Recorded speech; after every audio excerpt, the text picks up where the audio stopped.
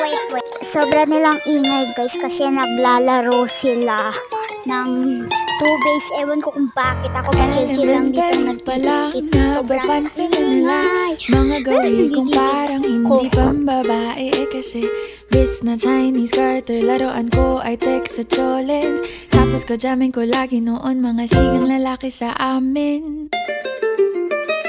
Nung ako'y mag-high school ay napabarkada sa mga bay. Curious na babae na ang hanap din ay babae.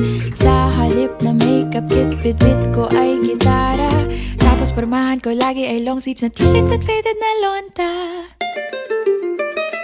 Pero nung makilala kita, nagbagong bigla ang aking timpla. Natutuwa ko na magpariban at mag-ahit ng kilay at least once a month.